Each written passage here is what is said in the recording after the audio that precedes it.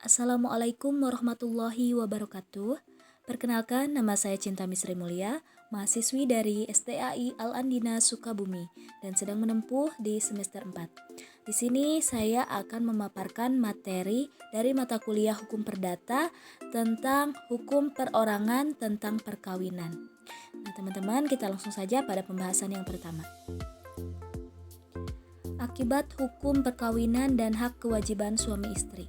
Nah, perkawinan menimbulkan akibat hukum bagi pihak suami dan istri dalam perkawinan, antara lain mengenai hubungan hukum di antara suami dan istri, terbentuknya harta benda perkawinan, kedudukan dan status anak yang sah, serta hubungan pewarisan. Akibat hukum atas perkawinan yang sah terhadap suami istri dan anak berkaitan dengan kedudukan suami istri dan harta serta kedudukan anak, orang tua dan perwalian.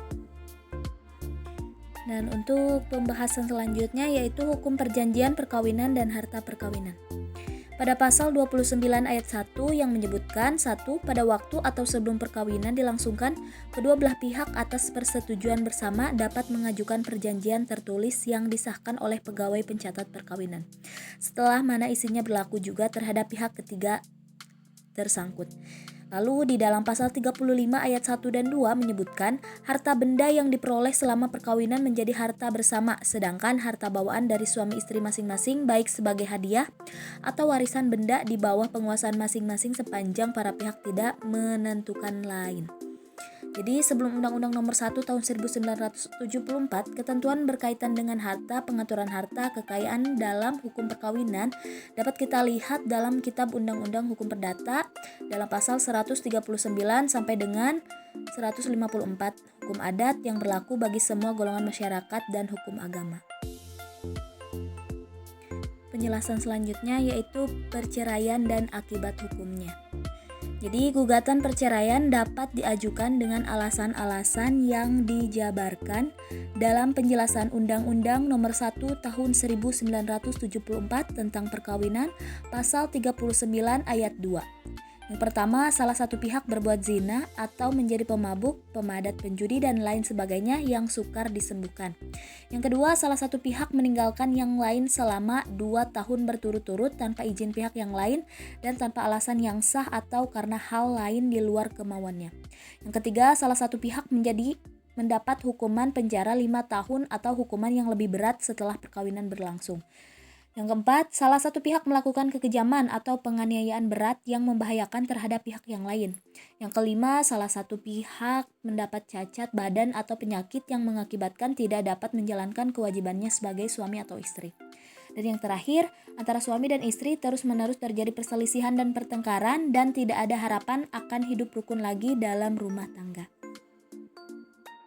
Selanjutnya pada pasal 41 Undang-Undang Nomor 1 Tahun 1974 tentang perkawinan disebutkan bahwa akibat dari putusnya suatu perkawinan karena perceraian adalah: yang pertama, baik ibu atau bapak tetap berkewajiban memelihara dan mendidik anak-anaknya semata-mata berdasarkan kepentingan anak. Bila mana ada perselisihan mengenai pengasuhan anak-anak, pengadilan memberi keputusannya.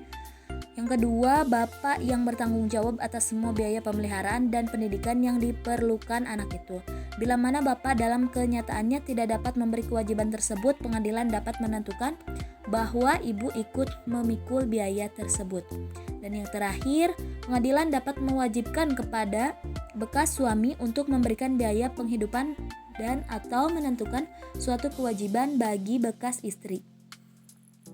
Selanjutnya, akibat hukum perceraian menurut Undang-Undang Nomor 1 Tahun 1974 tentang perkawinan yaitu yang pertama terhadap anak, sebagaimana dijelaskan pada pasal 45 Undang-Undang Nomor 1 Tahun 1974 tentang perkawinan bahwa kedua orang tua wajib memelihara dan mendidik anak-anak mereka sebaik-baiknya.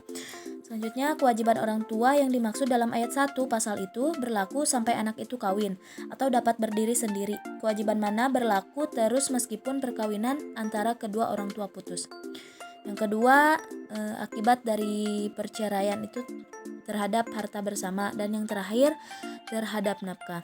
Jadi, meskipun di antara suami istri yang telah menjalin perjanjian suci, namun tidak menutup kemungkinan bagi suami istri tersebut mengalami pertikaian yang menyebabkan perceraian.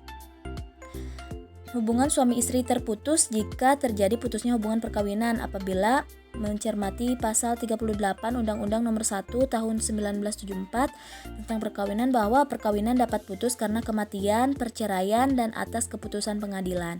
Perceraian adalah salah satu bentuk dari sebab putusnya perkawinan, pasal 34 ayat 1 Undang-Undang Perkawinan.